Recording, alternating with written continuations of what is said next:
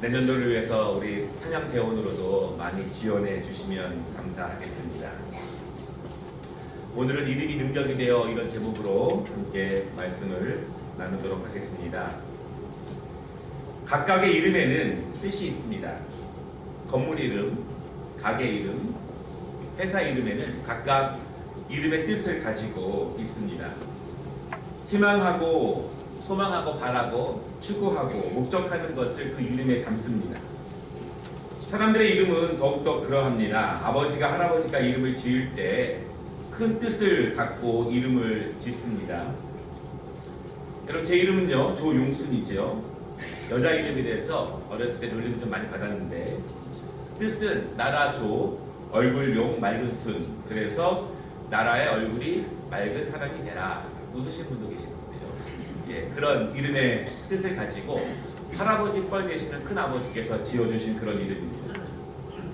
오늘은 교회 이름에 대해서 말씀을 드리려고 합니다. 교회 이름을 결정할 때 목적과 비전과 지향점과 추구하는 것을 바라고 또한 소망하는 뜻을 담아서 교회 이름을 정하게 됩니다. 우리 교회는 아름다운 교회입니다. 무엇이 아름다워지기를 소망하면서 지었을까요? 일단 건물이 아름답습니다. 우리 지역 주민들 가운데서 교회가 아니라 무슨 미술관이나 예쁜 건물로 기억하시는 분들이 많이 계십니다. 건물이 참 아름답습니다. 그러나 건물 때문에 이름을 아름다운 교회라고 짓지는 않았을 것 같습니다. 정말 아름다운, 영적으로 아름답고 서로 사랑하고 격려하고 치유하고 소망을 품고 꿈을 나누고 용서하고 서로 성장하고 성숙하고 이런 영육 간의 아름다움을 꿈꾸고 소망하고 기도하고 추구하고 노력하고 세우기를 사모하고 그것을 사명으로 받는 마음으로 우리 교회 이름을 이렇게 짓지 않았을까 생각이 됩니다. 여러분, 중요한 것은요, 사람들이 그 이름을 정했을지는 몰라도 그 이름대로 인도하시는 분은 하나님이라는 사실을 믿으시기를 바랍니다. 우리가 이 교회 이름에 걸맞게 교회를 섬겨 나아가도록, 그리고 그렇게 세워갈 수 있도록 하나님의 은혜를 사모하고 우리가 믿음으로 섬겨 나아가는 것이 우리의 교회의 목표일 것입니다. 그리고 그것이 하나님께서 우리 교회를 통해서 이루고자 하시는 이 지역에 세우신 뜻이라는 사실을 여러분 꼭 기억하시기를 바랍니다. 아멘. 오늘은 이 베데스다라고 하는 이름에 붙여진 한 연못가에서 벌어진 일에 대해서 말씀을 나누려고 합니다. 그런데 오늘 본문을 읽다 보면 교회의 모습을 보는 것처럼 굉장히 큰 유사성이 있습니다. 오늘 본문을 통해서 이름에 합당한 교회, 이름이 능력이 되는 교회의 모습이 어떤 모습일까 함께 나누기를 원하는데요. 제가 두 가지로 말씀을 정리해 보았습니다. 첫째는 베데스다지만 전혀 베데스다 같지 않은 곳이 오늘 본문의 말씀에 있는 그 연못입니다. 예루살렘 안에 연못이 하나 있었는데 꽤 큰 연못으로 보여집니다. 그 연못에는 행각이 5개가 있었습니다. 쉽게 말하면 연못 주변에 활각정 같은 것 5개가 있었다는 그런 이야기입니다. 그런데 그 행각에 사람들이 많이 있었는데 모두 다 병자들입니다. 3절에 보니까요, 병자, 맹인, 다리 저는 사람, 혈기 마른 사람, 각종 병이 든 사람들이 그곳에 모여있다, 이렇게 말씀하고 있습니다. 그 병자들이 왜 거기에 모여 있을까요? 그것은 그 연못의 이름과 관계가 있는데 그 연못의 이름이 자비의 집이라는 이름입니다. 그런데 그 자비의 집 베데스다가 기적의 장소로 알려져 있습니다. 4절에 보면은요, 왜 각종 병을 가진 사람들이 그곳에 있는지를 알게 되는데 천사가 가끔 연못에 내려와서 물을 휘젓습니다. 물을 휘저을 때 가장 빨리 그 연못에 들어가는 사람은 어떤 병에 걸렸든지 낫게 되는 그 기적이 그 연못에서 벌어지기 때문에 많은 병자들이 그 연못가에 모여 있는 것입니다. 이런 모습이 교회와 굉장히 비슷합니다. 왜냐하면 교회도 자비가 필요한 분들이 모여 있는 곳이 교회이기 때문입니다. 스스로 살아갈 수 있는 믿음이 있는 사람, 스스로의 삶에 자긍심이 있고 만족하는 사람, 자신의 힘으로 자신의 미래를 확신하는 사람들은 교회에 모이지 않습니다. 베데스다 연못가에 모여있는 사람들은요, 스스로 병을 고치지 못하기 때문에 모여있는 사람들입니다.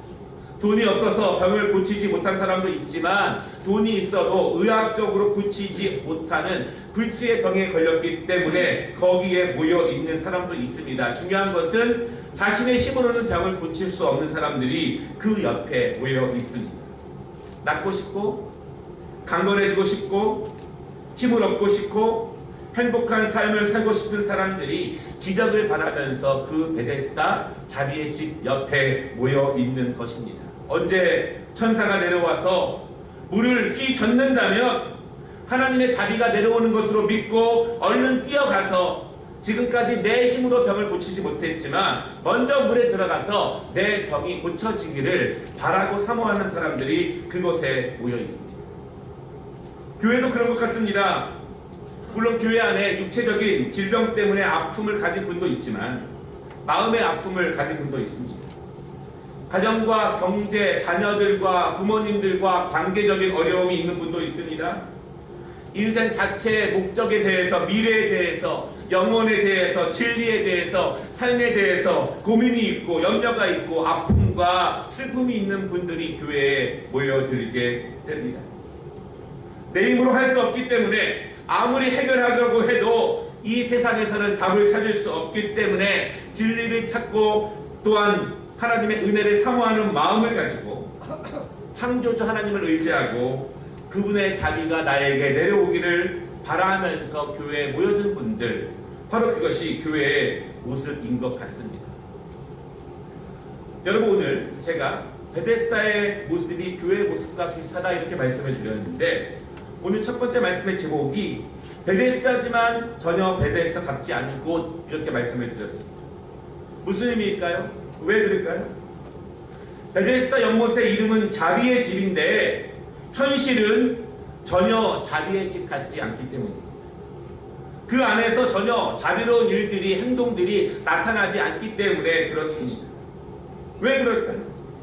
천사가 내려와서 물이 움직이면 누구라도 먼저 들어가는 사람은 어떤 병이라도 고침을 받는다. 그래서 그것을 기대합니다. 각종 병자들이 모여들었습니다. 그들은 모두 연못만 바라보고 있습니다. 연못의 물이 흔들리기만 기다리고 있습니다. 여러분, 그런데 갑자기 바람이 불어와서 연못의 물이 흔들린다면 어떤 일이 벌어지겠습니까? 난리가 납니다. 누구라도 먼저 들어가는 병자는 이런 단서가 붙어 있습니다.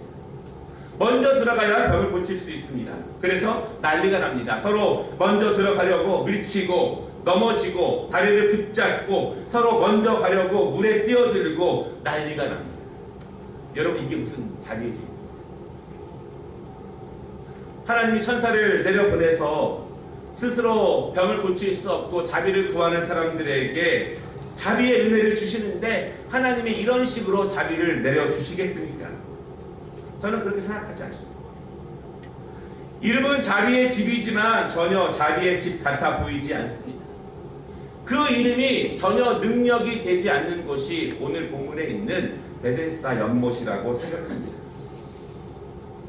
교회도 많은 소망과 비전과 꿈을 가지고 이름을 짓습니다. 그런 교회가 되기를 원하고 기도하고 노력하고 열심히 사역합니다. 그런데 정말 그 이름처럼 그런 일들이 그 교회 안에서 합당하게 벌어지고 있는가?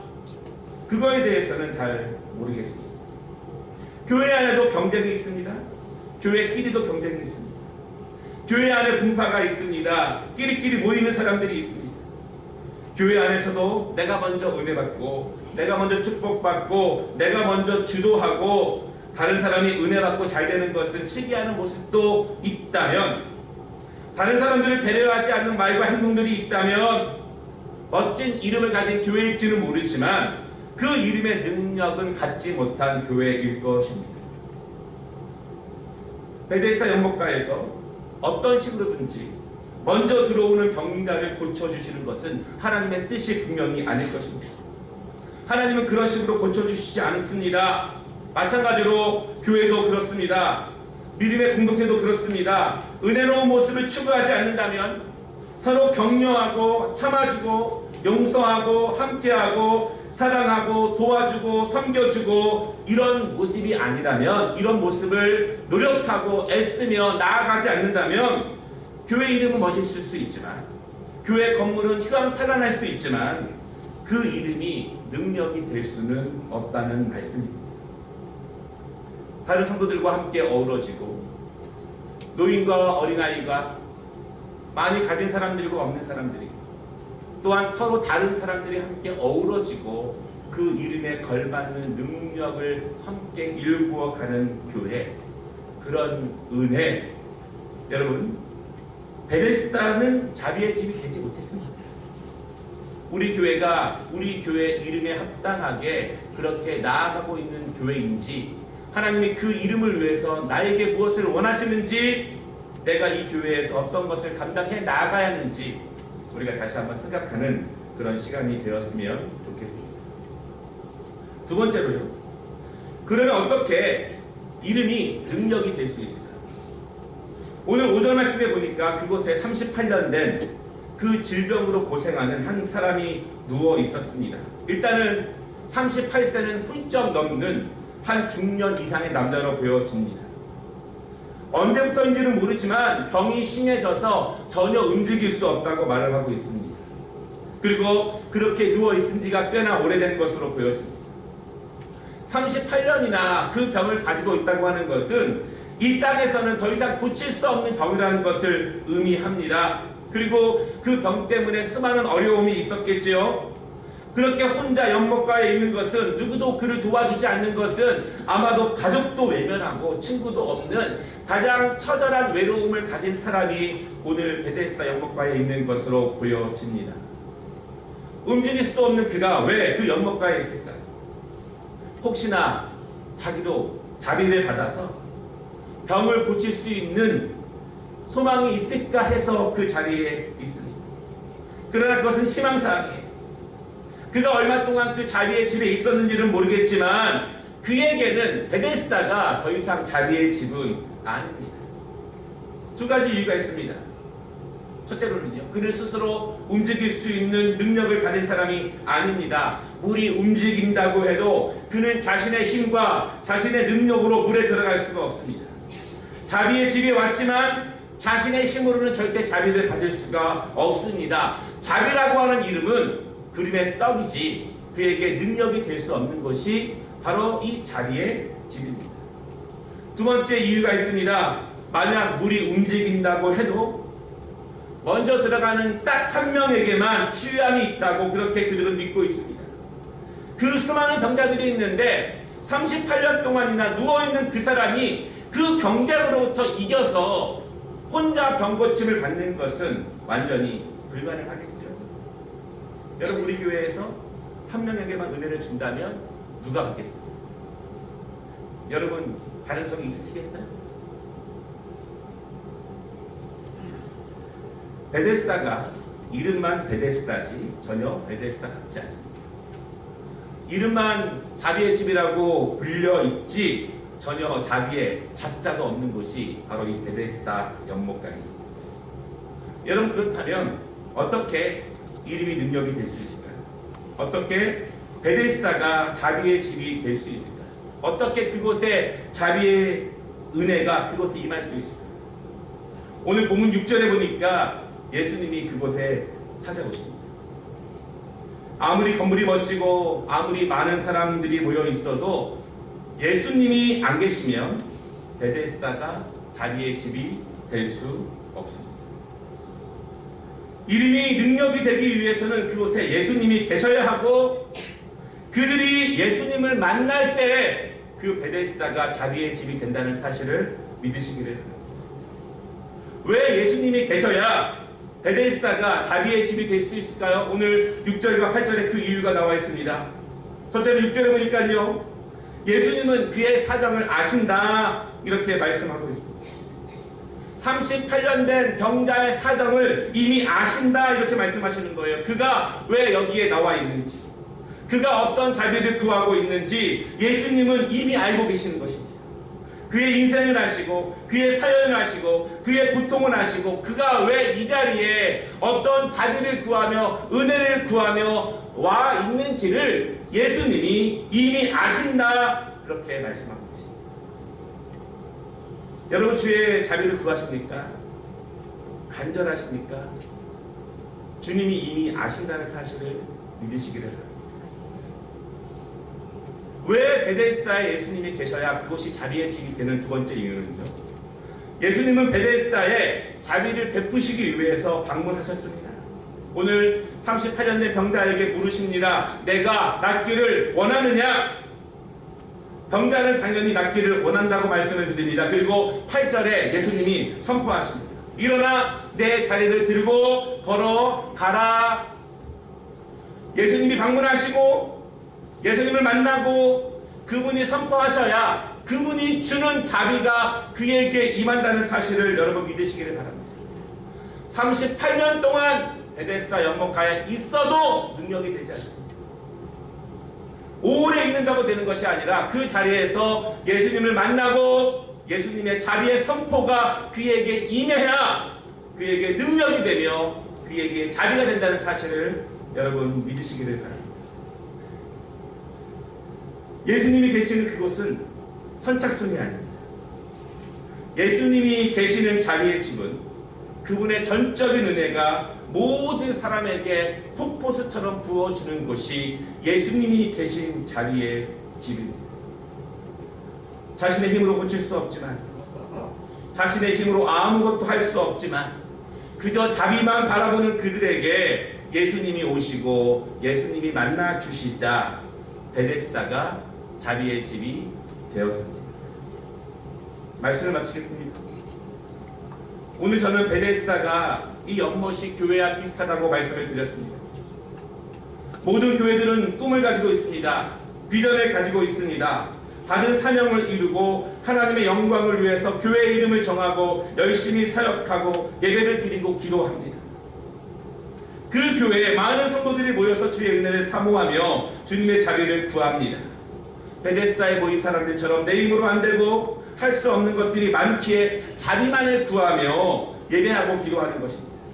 그런데 진정으로 베데스다가 자비의 집이 되기 위해서는 예수님이 베데스다의 주인이 되셔야 하는 것처럼 우리 교회의 주인은 예수님이 되셔야 합니다. 그리고 그 예수님을 우리 각각의 성도들이 개인적으로 그분을 만나야 합니다. 그분을 만나지 못하면 38년 동안 베데스다 연못가에 그저 앉아있는 것은 아무런 능력이 되지 못합니다. 누가 우리에게 자비를 주시겠습니까? 오직 예수님이십니다. 누가 교회 이름이 능력이 되게 하시겠습니까? 예수님이십니다. 예수님이 나에게 구원과 자비를 선포하실 때 그 능력이 우리에게 임하게 되고, 아무리 오래된 병이라도 성격이라도 습관이라도 문제라도 예수님이 선포하시면 모든 구원의 역사, 자비의 은혜가 임한다는 사실을 분명히 믿으시기를 바랍니다. 우리 교회, 이 아름다운 교회, 그 이름이 능력이 되는 교회가 되기를 원합니다. 예수님이 주인 되시고 예수님께 오직 모든 영광을 올려드리는 교회가 되기를 원합니다. 그리고 그분의 자비가 우리 모든 성도들에게 임해서 우리 아름다운 교회가 능력이 있는 자비의 집, 그리고 그 자비가 우리 모든 성도들의 삶과 그리고 그들의 개인의 삶 가운데 은혜가 되며 능력이 되시기를 주님의 이름으로 축원합니다. 기도하겠습니다.